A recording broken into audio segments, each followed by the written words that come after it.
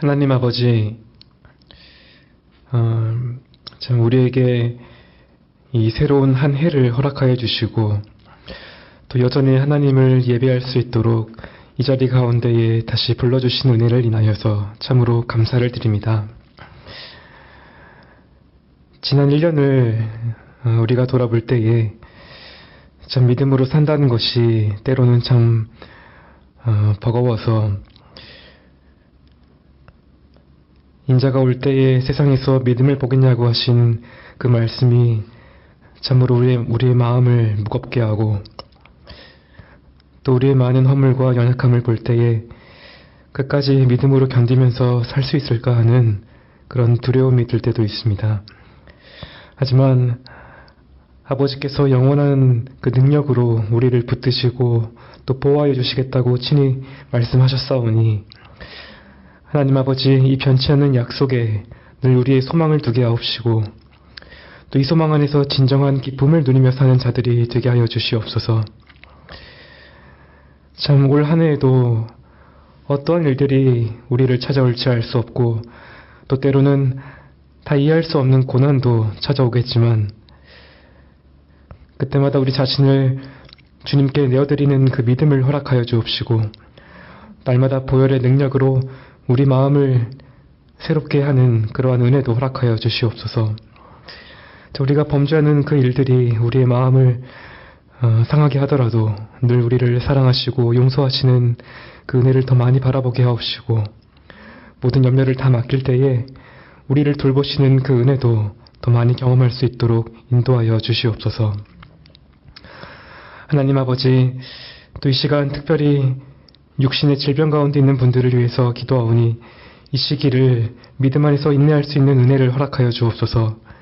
참 아버지의 뜻이면 적절한 그 치료를 통해서 속히 건강을 회복시켜 주옵시고 또 하나님께서 잠시 고통 중에 드시고 그 시간이 길어진다고 해도 이 모든 것들이 우리에게 가장 유익하고 선한 것을 주시기 위해서 또 장차 우리에게 예비하신 그 영광과 존귀를 얻게 하시기 위해서 허락하셨다는 것을 바라보게 하여 주시옵소서. 이를 인하여서 큰 고통에 짓눌리지 않게 하옵시고 또 아버지의 사랑 안에서 이 모든 것들을 이겨낼 수 있도록 인도하여 주옵소서. 이 시간 하나님의 말씀을 들을 때에 성령께서 우리의 마음을 모아 주옵시고 참 이 험악한 세상에서 그리스도인으로 또 교회로 사는 게 무엇인지를 깨달을 수 있는 은혜를 허락하여 주옵소서.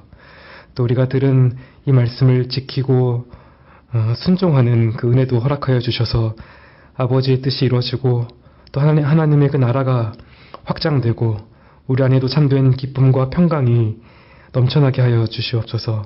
거룩하고 존귀하신 예수님 이름으로 기도합니다. 아멘.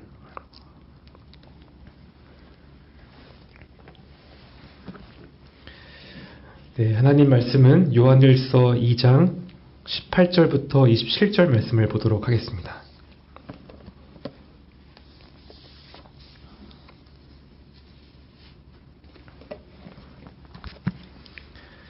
네, 요한일서 2장 18절부터 27절까지를 보겠습니다. 네, 본문이 조금 긴데요. 우리 한 절씩 교독하신 후에 마지막 절 함께 읽도록 하겠습니다. 아이들아, 이것이 마지막 때라. 적그리스도가 이르겠다 함을 너희가 들은 것과 같이 지금도 많은 적그리스도가 일어났으니 이러므로 우리가 마지막 때인 줄 아노라.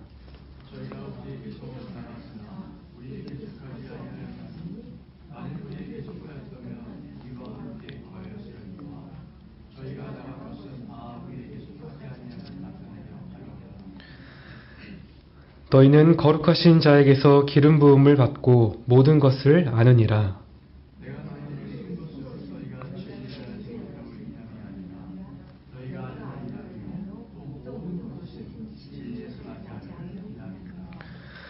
거짓말하는 자가 누구뇨? 예수께서 그리스도심을 부인하는 자가 아니뇨? 아버지와 아들을 부인하는 그가 적그리스도니.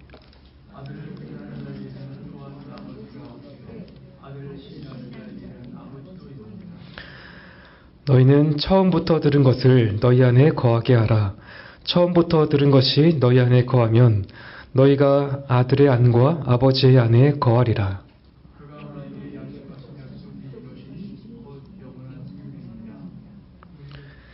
너희를 미혹해 하는 자들에 관하여 내가 이것을 너희에게 썼노라.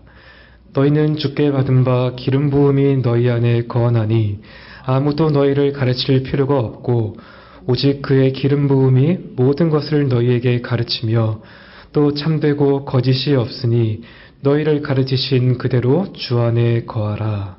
아멘.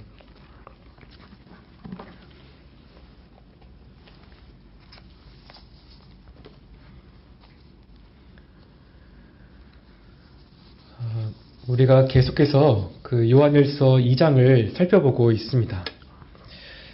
앞에서 요한은 어떻게 해야 하나님과의 교제를 계속 누려갈 수 있는지 두 가지를 말했는데요. 하나는 하나님의 계명을 지키는 것이고 또 하나는 형제를 사랑하는 것입니다.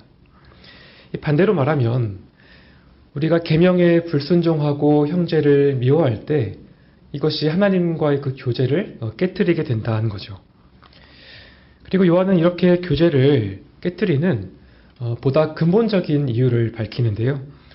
그것은 이 세상을 사랑하는 삶의 태도입니다.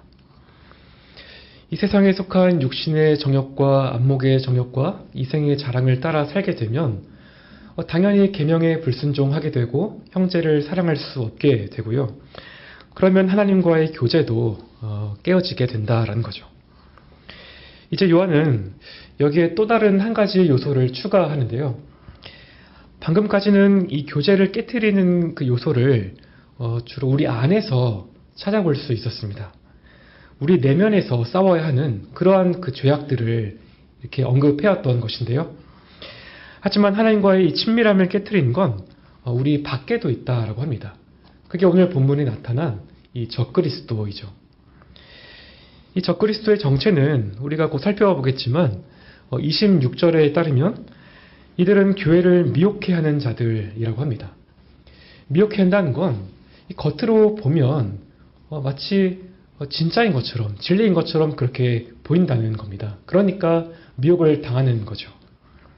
하지만 실상은 교회를 참된 그 진리의 말씀에서 이렇게 벗어나게 하고요. 그래서 결과적으로 하나님과의 교제를 깨트리는 그러한 존재라는 겁니다. 그래서 요한은 그 이들의 정체를 폭로하고 하나님과 교제를 누리는 교회의 정체성이 무엇인지를 우리에게 알려주고 있습니다. 일종의 경계선을 명확하게 그려주고 있는 거죠. 이게 오늘 본문에 나타난 주제인데요. 이것을 하나씩 살펴보겠습니다. 아이들아, 이것이 마지막 때라. 적그리스도가 이르겠다 함을 너희가 들은 것과 같이 지금도 많은 적그리스도가 일어났으니 이러므로 우리가 마지막 때인 줄 아노라. 먼저 요한은 이 수신자인 이 교회를 아이들아 하고 이렇게 부릅니다. 이 말은 아이들이라고 하는 말은 14절처럼 아직 신앙이 성숙하지 못한 그러한 자들을 가리키는 표현으로 보이는데요. 물론 이 교회에 청년들과 아비들의 단계에 해당하는 그러한 자들도 있었습니다. 하지만 이제 다루려고 하는 이 주제에 관해서만큼은 좀 더 분명하게 알아야 하는 그러한 자들이 더 많이 있었던 걸로 보입니다. 그래서 이러한 아이 상태에 있다면 너희가 더 잘 알아야 하는 그것이 있는데 라고 하면서 마치 그 부모의 심정으로 이렇게 말을 하는 거죠. 그렇다면 무엇을 이들이 잘 알아야 하는가 할 때 지금이 마지막 때라고 하는 사실입니다. 이 마지막 때라고 하는 건 말 그대로 이 세상과 역사가 그 끝에까지 다 달았다라고 하는 그러한 의미인데요. 그런데 이 요한이 이 서신을 썼을 그때가 벌써 2000년 전이죠. 그때도 지금이 마지막 때라고 했으면 그러면 지금은 우리가 무엇이라고 해야 할까요? 사실 이 마지막 때라고 하는 이 표현은 그리스도께서 처음 오시고 난 후에 그러니까 이 초림과 그 재림 사이에 있는 그 기간을 말합니다. 구약의 그 선지자들이 종말에 메시아가 오실 것을 예언을 했는데 이 일이 예수 그리스도께서 하나님의 아들이신 예수 그리스도께서 이 세상에 오심으로써 그 종말이 시작되었습니다. 끝이 아니라 시작되었다라고 왜 이렇게 하냐면 주님께서 다시 오셔서 이 온 세상을 심판하시고 온 만물을 새롭게 하실 그때가 아직 남아있기 때문이죠. 그래서 교회는 이 세상에서 이미 일어난 그 종말의 시작과 또 아직 오지 않은 그 종말의 끝, 이 사이에 그 기간에 이렇게 살고 있습니다. 이 어둠에 속한 세상은 점점점 이렇게 지나가고 있지만 우리는 새하늘과 새 땅을 기대하면서 그렇게 살아가고 있는 거죠. 여러분, 그러면 이 마지막 때를 살아가고 있는 그 우리의 태도가 어떻게 되어야 할까요? 세상 사람들은 하나님을 믿지도 않고 심판을 믿지도 않습니다. 이 세상이 전부라고 생각을 하기 때문에 그저 자신들의 행복을 위해서만 그렇게 살아가죠. 하지만 그리스도인들은 장차 심판주로 오시게 될 그 예수 그리스도를 대면해야 한다는 그 사실을 알고 있습니다. 그리고 언제 주님께서 다시 오실지 알 수 없기 때문에 항상 주님 앞에 합당한 삶을 살아가야겠죠. 그러면 우리가 무엇보다 우리의 그 믿음과 삶을 돌아봐야 할 텐데요. 잘못된 믿음을 우리가 가졌다고 한다면 그러면 아직 우리가 돌이킬 수 있는 그 기회가 남아있는 것이고요. 또 우리가 참된 믿음을 가졌다고 하면 주님의 재림은 우리에게 큰 위로와 격려를 가져다 줍니다. 왜냐하면 그날에 주님께서 우리의 그 믿음을 온전케 해주시기 때문이죠. 사실 우리가 이 믿음에서, 이 세상에서 믿음으로 산다고 하는 게 그렇게 쉽지 않고요. 또 이 믿음으로 사는 이 삶에 반드시 고난이 따르기 때문에 때로는 이렇게 사는 게 얼마나 가치가 있을까, 무슨 의미가 있을까 하는 그런 생각이 들 때도 있습니다. 하지만 우리가 하는 이 믿음의 그 싸움이 그 어떤 것도 조금도 헛되게 만들지 않으십니다. 그날에 주님께서 우리의 믿음을 온전케 하실 뿐만 아니라 정말 우리가 그 살았던 믿음의 그 작은 일들까지도 아버지께서 영광과 칭찬과 존귀로 다 갚아주시겠다라고 하는 거죠. 그래서 우리 참된 신자들은요, 마지막 날을 생각할 때에 절대로 이 세상의 방식을 따라가서 그렇게 살아갈 수 없습니다. 오히려 복된 소망을 가지고 끝까지 인내하면서 그렇게 살고자 합니다. 이것이 마지막 때를 사는 교회의 모습이죠. 그러면 이 마지막 때는 어떠한 특징을 가지고 있을까요? 이 시기에 어떤 일들이 일어나는지를 우리가 미리 안다면 교회가 앞으로 어떻게 나아가야 할지 또 분명히 알 수 있겠죠. 성경은 이 말세의 징조에 대해서 여러 가지를 말씀하는데 그 대표적인 것 중에 하나가 바로 적그리스도가 등장한다라는 겁니다. 여기 적그리스도라고 하는 말이 무슨 의미일까요?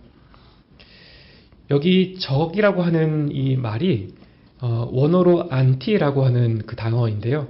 이 말이 두 가지 의미가 있습니다. 하나는 무엇에 대해 반대하여라는 그 뜻이고요. 또 하나는 무엇을 대신하여라는 뜻입니다.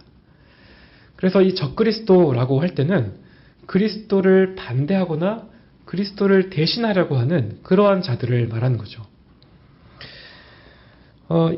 이럴 때에 이 그리스도를 이들이 노골적으로 그렇게 대적을 하는 그런 경우가 있을 수 있고요. 또 마치 자기가 그리스도인 것처럼 그렇게 속이면서 그리스도를 대적하는 그런 경우도 있습니다. 이런 경우는 좀 더 교묘하고 은밀한 그런 형태가 되겠죠. 이 두 가지 의미 중에 우리가 어느 하나만을 고집할 필요는 없겠지만 어쨌든 적그리스도는 어떤 형태로든 그리스도를 반대하고 대적하는 그러한 존재라는 건 분명해 보입니다. 그런데 18절에서 이 적그리스도가 이르겠다는 말을 너희가 들었다고 할 때의 이 적그리스도는 단수로 되어 있고요. 또 지금도 많은 적그리스도가 일어났다라고 할 때는 적그리스도들이라고 해서 복수로 되어 있습니다. 우리가 이거를 조금 살펴보면 좋겠는데요. 성경은 그 주님께서 재림하시기 전에 가장 강력하고 악의 정점에 서는 그런 한 존재가 등장하게 된다라고 말을 하죠. 데살로니가 후서 2장을 보면 바울이 그 주의 날이 이미 왔다라고 하는 그런 거짓된 주장을 두려워하지 말라라고 하면서 주님께서 재림하시기 전에 반드시 일어나야 하는 두 가지 사건을 말하는데요. 2장 3절에 누가 아무렇게 하여도 너희가 미혹하지 말라. 먼저 배도하는 일이 있고 저 불법의 사람 곧 멸망의 아들이 나타나기 전에는 이르지 아니한다. 즉 이 세상 끝날에는 그 대대적인 배교가 일어나고 그러한 가운데에 불법의 사람이 등장하게 된다라고 합니다. 그리고 그때에 이 지상에 남아있는 교회들이 큰 환란을 통과하게 되는데 그러다가 주님께서 재림을 하시면 그 입의 기운으로 불법한 자를 죽이신다라고 그렇게 하죠. 분명 요한이 이 불법의 사람을 염두에 두고 적그리스도를 단수형으로 기록했을 것이라고 보입니다. 그런데 본문을 보니까 이 적그리스도라는 표현이 이 한 존재, 한 사람에게만 쓰이고 있지 않습니다. 불법의 사람은 일종의 어떤 그 정점으로서 마지막에 나타나는 그런 존재이고요. 그 전에도 이미 많은 적그리스도들이 나타났다라는 겁니다. 마가복음 13장을 보면 예수님께서 이 사실을 미리 알리셨죠. 예수께서 이르시되 너희가 사람의 미혹을 받지 않도록 주의하라. 많은 사람이 내 이름으로 와서 이르되 내가 그로라 하여 많은 사람을 미혹해 하리라. 많은 사람이 자신을 그리스도다라고 하면서 많은 사람들을 미혹해 할 것이다. 이게 바로 적그리스도를 말씀하시는 겁니다. 그래서 본문에서 요한이 이 적그리스도를 복수형으로도 이렇게 사용하고 있는데요. 요한이 이 서신을 쓸 때는 사실 그리스도께서 오신 지 한 60년 정도밖에 지나지 않았습니다. 그런데 그 사이에 벌써 이렇게 수많은 적그리스도들이 등장하게 된 거죠. 그리스도에 대한 어떤 그 광범위한 그러한 반대들이 일어나게 되었고 또 자신이 진정한 메시아라고 하는 그런 존재들이 이미 등장했던 것입니다. 이렇게 볼 때 결국에 적그리스도가 우리가 뭐라고 할 수 있을까요? 이게 어느 한 사람이나 단순히 어떤 여러 사람 이런 것들이 아니라 그리스도를 대적하는 어떤 하나의 태도라고 그렇게 말을 할 수 있겠죠. 이것이 결국에는 한 사람 안에서 절정에 이르게 되지만 또 수많은 그 적그리스도의 영을 가진 그 사람들을 통해서 이것이 드러나게 됩니다. 그리고 이것이 교회를 분열시키려고 하는 그런 계속적인 공격으로 이어져 오게 된 거죠. 특히 이런 적그리스도들의 공격이 더욱 위험한 이유가 19절에 나와 있는데요. 저희가 우리에게서 나갔으나 우리에게 속하지 아니하였나니 만일 우리에게 속하였다면 우리와 함께 거하였으려니와 저희가 나간 것은 다 우리에게 속하지 아니함을 나타내려 함이니라. 이 말은 그 적그리스도들이 원래 어디에 있었다고 말을 하는 겁니까? 교회 밖이 아니라 바로 교회 안에서 우리 곁에 우리와 함께 있었다라고 하는 거죠. 그래서 겉으로만 보면 참 분별하기가 쉽지 않기 때문에 더욱더 위험하고 또 교회를 혼란스럽게 만든다는 겁니다. 사실 이단들이 그런 경우가 많이 있습니다. 원래는 이렇게 교회에 몸을 담고 있다가 이런저런 이유 때문에 교회를 떠나가게 된 것인데 예를 들어서 그 1950년대에 큰 부흥사로 활동하면서 인기를 끌었던 박태선이라고 하는 인물이 있습니다. 그 전도관이라고 하는 단체를 만들었고요. 그 신도들이 함께 이렇게 모여서 그 마을 공동체처럼 신앙촌이라고 하는 곳을 형성했는데요. 그러다가 나중에 공식 명칭을 천부교라고도 했죠. 이 그 박태선이 원래 그 서울역 앞에 있는 남대문 장로교회 집사였다고 합니다. 교회 헌금도 많이 하고 노방전도도 할 만큼 열심히 있었다고 하죠. 또 나중에는 다른 교회에 가서 장로 안수도 받았는데 그런데 어느 날 어떤 집회에 참석을 했다가 신비한 경험을 했다고 합니다. 그때 자기가 받은 게 어떤 불세례였다라고 그렇게 얘기를 하고 그 자기의 어떤 손에서 생수가 흘러나와서 죄를 씻는 권능을 받았다라고 그렇게 말을 한 거죠. 그러니까 사실상 자기를 어떤 메시아로 그렇게 내세웠던 것입니다. 그러다가 결국에는 기성교회가 다 마귀의 소굴이다라고 비난하기 시작했고요. 그러면서 사람들을 이끌고 이렇게 독자적인 단체를 만들게 된 거죠. 물론 나중에는 그 교단에서 제명을 당하게 되었습니다. 또 그 요즘에 그 뉴스에 자주 나오는 그 통일교회 문선명이 또 이것과 좀 비슷한데요. 그 문선명의 그 가족도 어릴 때 기독교로 개종을 하고 문선명도 그 장로교회 다니면서 주일학교 활동도 했다고 합니다. 또 그때 성경도 깊이 읽기 시작했다고 하는데요. 사실 이렇게 겉으로만 보면은 영락없는 신자입니다. 그것도 아주 신실한 그런 신자처럼 보이죠. 그런데 갑자기 그 자기가 다니던 그 교회 뒷산에서 부활절 아침에 기도를 이렇게 하다가 예수님께서 갑자기 나타나셨다는 겁니다. 그리고 이렇게 오셔서 지금 인류가 너무나 고통을 받고 있으니까 내가 너에게 특별한 사명을 주겠다라고 하면서 그렇게 말씀하셨다는 거죠. 그때 문선명이 내가 메시아로 태어난 그런 존재이구나라는 걸 그때 깨달았다고 합니다. 그러고 나서 이 교회를 나가버렸고 나중에 그 자기가 받았다고 하는 그 계시를 이렇게 책으로 쓰게 된 거죠. 이 박대선이나 문선명처럼 어떤 그 이단 단체를 만들지 않더라도 이렇게 한때 교회에 몸담고 있다가 나가버린 그러한 이 적그리스도들이 참으로 많이 있습니다. 그래서 이런 자들이 교회에 섞여 있으면 사실은 분별하기가 참 쉽지가 않죠. 그래서 더 위험하기도 하고 교회를 혼란스럽게 합니다. 잘 아시다시피 우리가 이 그리스도인이라고 불리는 그러한 그 사람들 때문에 좀 종종 실망하고 낙심하는 그러한 경우가 있게 되는데요. 어떻게 그리스도인이라고 하면서 저런 행동을 할 수 있을까 하는 그러한 경우이죠. 그러한 또 행동들이 어떤 사회적인 무리를 일으키게 되고 또 이로 인해서 복음 전도의 문까지 막히게 된다고 하면 정말 구원받은 신자가 맞을까 하는 그런 혼란스러움이 우리에게 생기게 됩니다.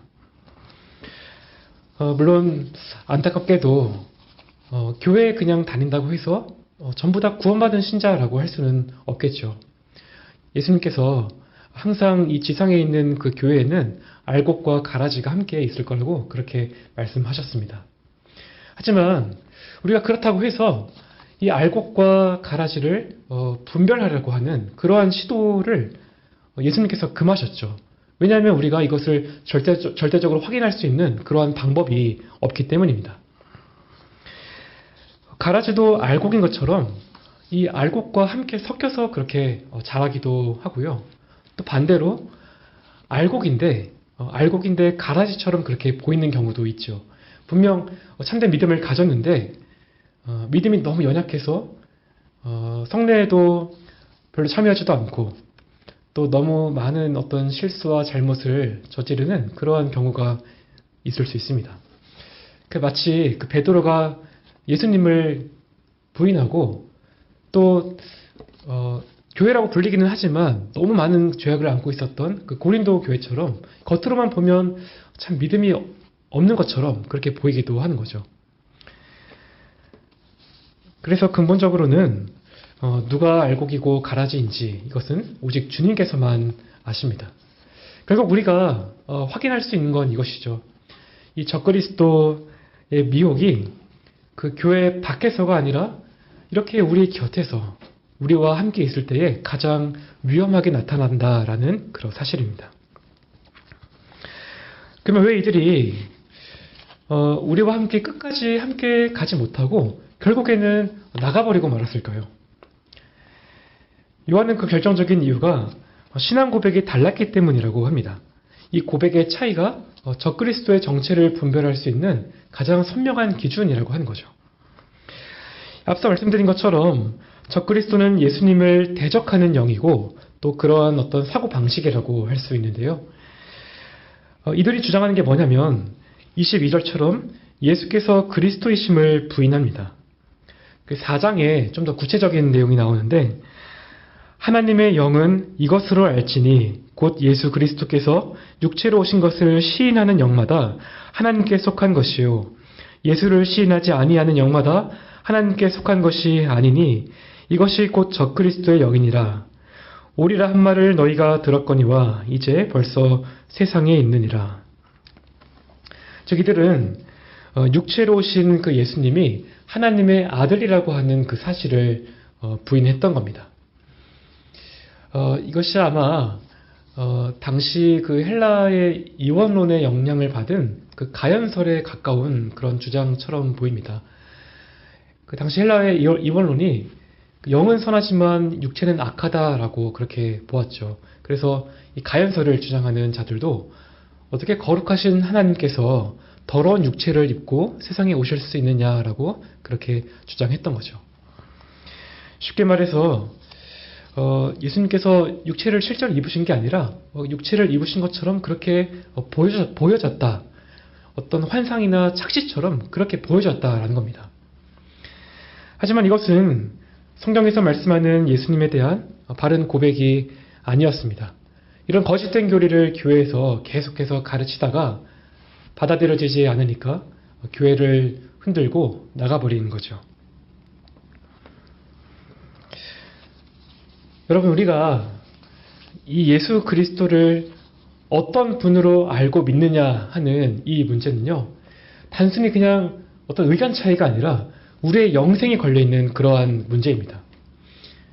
예수님께서 말세의 그 징조에 대해서 말씀하실 때에 특별히 적그리스도의 미혹에 대해서 말씀을 하신 것은 그 적그리스도의 그런 어떤 미혹들이 굉장히 다양하고 또 사람들이 그리스도가 여기 있다 저기 있다라고 그렇게 말하고 또 심지어 놀라운 표적과 기사로 할 수만 있으면 믿는 자들도 미혹해 하리라고 그렇게 말씀하셨는데 왜 이 세상에 그 미혹이 많이 있는데 가장 최후의 궁극적인 그 미혹이 그리스도에 관한 것인가? 이것은 우리 믿는 자들에게 그리스도께서 어떠한 분이신 것을 알면 그 답은 분명합니다. 오직 그리스도만이 우리의 믿음의 대상이시고 또 우리의 구원과 그 소망과 위로가 다 그분에게 달려있는데 그 예수님에 대한 가르침을 잘못 받게 된다면 그 결과가 어떻게 될까요? 너무나 말할 것도 없이 비참하겠죠. 여기서 우리가 실패하면 우리가 다 영원히 망한 자가 돼버리고 맙니다. 그러니까 적그리스도들이 이 문제를 끝까지 물고 늘어지려고 하는 게 당연한 것이고요. 어떻게 해서든 예수님에 대한 바른 신앙 고백에서 벗어나게 하려고 하는 거죠. 이 요한은 이들의 주장이 얼마나 거짓된 것인지를 밝히면서 맹렬하게 비판을 합니다. 거짓말하는 자가 누구뇨? 예수께서 그리스도이심을 부인하는 자가 아니뇨? 아버지와 아들을 부인하는 그가 적그리스도니 아들을 부인하는 자에게는 또한 아버지가 없으되 아들을 시인하는 자에게는 아버지도 있느니라. 이 적그리스도들은 그 육체로 오신 예수님을 인정할 수 없었습니다. 그런데 그러면서도 자신들은 하나님과 깊은 사귐을 가지고 있다라고 그렇게 얘기했죠. 하지만 요한이 반박하는 그 핵심이 무엇입니까? 육체로 오신 그 아들을 부인하면 아버지도 부인하게 된다라는 겁니다. 왜냐하면 그 아들을 보내신 분이 바로 아버지이시기 때문이죠. 그래서 적그리스도들이 아들을 부인할 뿐만 아니라 아버지도 부인하는 그러한 자들이 되고 만다는 겁니다. 이것은 유대인들이 범했던 그런 오류이기도 한데요. 유대인들이 하나님을 사랑한다고 그토록 자부했지만 예수님을 거부했을 때에 어떻게 되었습니까? 하나님에게서 점점 멀어졌을 뿐만 아니라 긴 방황의 역사를 맞이하게 되었죠. 그 화려했던 성전이 무너지고 그들의 신앙이 껍데기만 남게 되는 그러한 결과가 찾아왔습니다. 또 지금 현재 전 세계 인구의 4분의 1을 차지하는 그 이슬람도 이와 비슷한 얘기를 합니다. 우리도 아브라함의 하나님을 믿는다라고 하죠. 그런데 그 결정적인 그 순간의 진리를 거부합니다. 그들이 믿는 그 알라는 애초부터 아들이 없었고 예수님은 그저 많은 선지자들 가운데 하나일 뿐이라고 그렇게 얘기를 하는 거죠. 그들에게 예수님은 십자가에서 우리 죄를 대신해서 죽으신 하나님의 아들이 아닌 겁니다. 사실 타종교뿐만이 아니고 지금처럼 이 다원주의 사회에서는 이러한 그 주장들이 많이 등장합니다. 어떤 사람들이 이렇게 말합니다. 나는 예수님은 잘 모르지만 하나님은 믿는다라고 하고요. 또 모든 종교들이 사실은 다 하나로 통하는 게 아닌가. 정상으로 가는 길들은 여러 가지가 있지만 결국에는 다 하나님께로 통하는 게 아닌가라고 묻기도 합니다. 하지만 이 모든 주장에 대해서 오늘 본문은 단호하게 말씀합니다. 아들이신 예수 그리스도를 통하지 않고서는 아버지를 만날 수 없습니다. 예수님께서도 분명하게 말씀하셨죠. 내가 곧 길이요 진리요 생명이니 나로 말미암지 않고는 아버지께로 올 자가 없느니라. 이처럼 우리가 예수님을 어떤 분으로 알고 믿느냐 하는 이 문제가 참으로 중요합니다. 예수님께서 제자들에게 이 질문을 하신 적이 있습니다. 가이사랴 빌립보에 이르렀을 때에 예수님께서 제자들에게 물으셨죠. 사람들이 나를 누구라고 하느냐? 제자들이 말하기를 어떤 이들이 세례 요한이라고도 하고 또 엘리야라고도 하고 또 어떤 이들은 예레미야나 다른 선지자들이라고도 합니다. 라고 대답을 했습니다. 그러자 예수님께서 다시 제자들에게 물으셨죠. 그러면 너희는 나를 누구라고 하느냐? 여러분께서는 이 질문에 대한 그 분명한 답을 알고 또 그렇게 믿고 계십니까? 주는 그리스도시요 살아계신 하나님의 아들이시니다 하는 이 고백을 마음으로 믿는 자들만이 영생을 얻게 되고요. 또 하나님과 바른 관계 안에서 교제를 누리며 살아갈 수 있습니다. 따라서 우리가 그 예수님에 대한 바른 신앙 고백 위에 서 있는지 항상 우리를 돌아봐야 하겠습니다. 그렇지 않게 만드는 모든 주장은 하나님과의 교제를 깨뜨리는 적그리스도의 미혹에 불과한 것이죠. 방금 우리가 적그리스도의 정체를 분별할 수 있는 분명한 기준 한 가지를 살펴봤습니다. 결국 예수 그리스도에 대한 바른 신앙 고백 위에 서 있는지가 관건인데요. 여러분 그런데 우리가 이렇게 살아가려고 할 때에 어떻게 끝까지 적그리스도의 미혹을 이겨내고 하나님과의 교제를 유지하면서 그렇게 살아갈 수 있을까요? 앞서 이단들의 경우도 살펴봤지만 이들도 원래는 교회에 몸담고 있었던 그러한 자들이죠. 그러다 어떤 계기로 미혹을 당하게 되고 교회를 나가버렸던 것입니다. 예수님께서 이 많은 적그리스도들이 와서 그 미혹이 점점점 강해지고 또 많은 이들이 미혹을 당하게 될 거라고 그렇게 하셨죠. 그러면 혹시 나도 그런 미혹을 받아서 믿음에서 떠나게 되지는 않을까? 끝까지 신앙 고백을 지켜갈 수 있을까 하는 그러한 걱정이 들 수도 있습니다. 여러분 그런데 이 점에 대해서는요 조금도 걱정하실 그 필요가 없습니다. 요한은 참된 신자들을 끝까지 지켜주는 게 있다라고 하는데요. 바로 우리가 거룩하신 자에게서 기름 부음을 받았다라는 겁니다. 그래서 모든 것을 안다라고 하죠. 이 거룩하신 자라고 하는 건 성부 하나님이나 아들이신 예수 그리스도를 가리키는 그런 의미이고요. 그럼 이 기름 부음을 받고 모든 것을 안다라는 건 어떤 의미일까요? 얼핏 봐도 참 오해하기가 쉬운 그런 표현인데요. 어떤 사람들은 이것이 하나님께 어떤 직접 계시를 받는 걸 의미한다라고 그렇게 생각하기도 하고요. 또 영적으로 이렇게 충만해졌을 때 이런 상태를 근거로 해서 모든 것을 판단할 수 있다라는 그런 의미로 보기도 합니다. 하지만 이 표현이 그런 게 아니고요. 이 기름 부음을 받았다라는 것은요. 27절을 보시면 기름 부음이 너희 안에 거하고 너희를 가르친다라고 합니다. 기름 부음이 그저 어떤 하나의 상태가 아니라 어떤 인격체 같은 그런 역할을 하는 것을 알 수 있죠. 그러면 이 성부와 성자로부터 나와서 이런 인격적인 역할을 하는 그 분이 누구이실까요? 바로 성령님이십니다. 사실 그래서 이 기름 부음을 받았다고 하는 이 말은 믿는 자들 안에 성령을 부어주신다는 말로 이해할 수 있습니다. 사실 구약에서는 이 왕과 제사장과 선지자를 세울 때에 기름을 부었죠. 그런데 이제 하나님께서 모든 성도들에게 성령을 기름 부어 주십니다. 이 성령께서 우리 믿는 자들 안에 오셔서 하나님의 자녀로 인치시고 영원히 우리 안에 거하시고요. 또 이렇게 거하시면서 우리를 바른 길로 이끌어 주시는 거죠. 그러면 성령께서 우리를 구체적으로 어떻게 인도해 가실까요? 요한은 성령께서 모든 것을 알게 하신다라고 하는데요. 다시 27절을 보시면 좀 더 자세하게 말하고 있죠.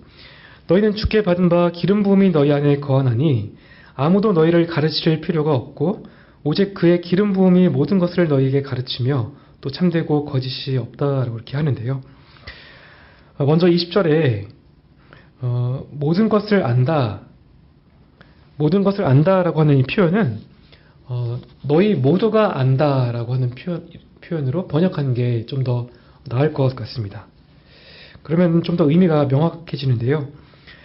즉 성령이 내주하시는 모든 신자는 누구나 어떤 지식을 함께 공유하게 된다라는 거죠. 그래서 아무도 너희를 가르칠 필요가 없다라고 말합니다. 물론 이 말은 우리가 어떤 다른 사람들의 가르침을 받을 필요가 전혀 없다라는 게 아니고요. 우리가 교회 안에서 공예배 설교나 어떤 교육이 반드시 있어야죠. 또 지금 요한도 이 서신을 통해서 성도들을 가르치고 있는 중입니다. 이 아무도 가르칠 필요가 없다라고 하는 말은요. 아마도 요한이 적그리스도들의 그 영지주의 사상을 염두에 두고 한 말인 것으로 보이는데요. 이 적그리스도들은 예수님에 대한 잘못된 신앙 고백을 할 뿐만 아니라 자신들이 어떤 특별한 지식을 통해서 구원을 받았다라고 그렇게 주장했죠.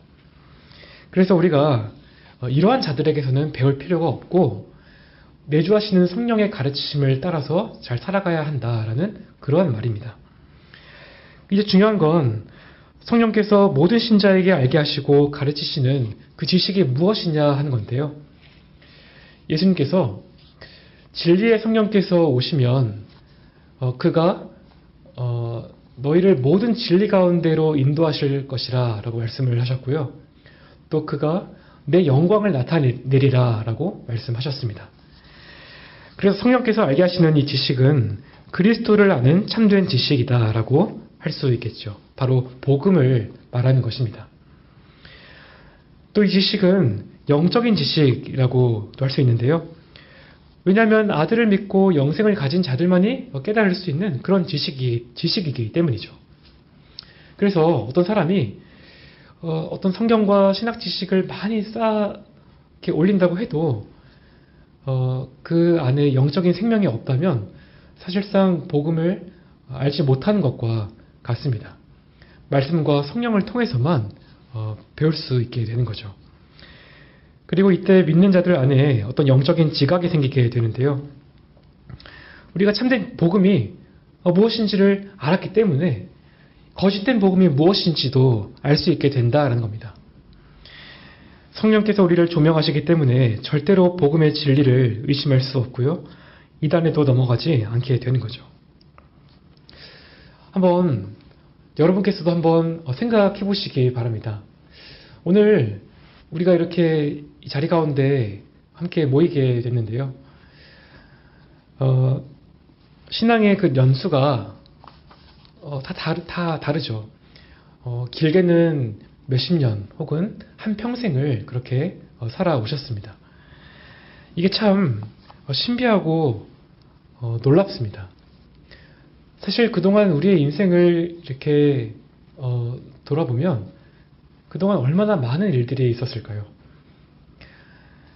인생을 살면서 우리가 얼마든지 다른 종교에 갈 수도 있었고요. 또 이단에 빠졌을 수도 있고 또 세상으로 돌아가서 그냥 무신론자처럼 그렇게 살아갔을 수도 있습니다. 그런데 이상하게도 우리의 마음이 그런 곳으로 가버리지 않았죠. 계속해서 참된 교회에 속한 자들로 이제까지 살아왔습니다. 어떻게 그럴 수 있었을까요? 내가 내 힘과 지혜와 어떤 노력으로 여기까지 왔다라고 그렇게 말할 분은 여기에 아무도 계시지 않을 겁니다. 그럼 이것이 어떻게 가능했을까요? 바로 성령의 기름 부음이 우리 안에 거하시기 때문이죠. 처음 복음을 믿었을 때에 성령께서 우리 안에 거하셨고 이제까지 우리를 인도하셨습니다. 우리가 다 예측할 수도 없는 세상에 많은 미혹들이 있었지만 거기에 빠져서 망하지 않게 우리를 지켜주시고 보호해 주시는 거죠. 그래서 우리가 이 신앙의 경주를 끝까지 할 수 있을까 하는 그런 걱정을 할 필요가 없습니다. 복음을 바르게 알고 믿는 자들은 앞으로도 계속해서 성령의 인도와 보호를 받게 됩니다. 우리의 생명이 다하는 날까지 절대로 적그리스도들의 미혹에 넘어가지 않게 되는 거죠. 대신에 우리가 해야 할 일도 있습니다. 우리 안에 그 이미 받은 영적인 생명이 있으니까 우리가 아무것도 하지 말고 가만히 있어야 된다라고 하면 그러면 어떻게 될까요?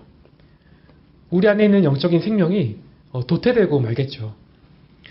이는 마치 어떤 그 씨앗이 그 안에 생명이 있는데 물도 주지 않고 방치한 것과 같습니다. 그러면 어떻게 될까요? 어떤 꽃이나 열매를 피지 못하고 말라 비틀어지고 말겠죠.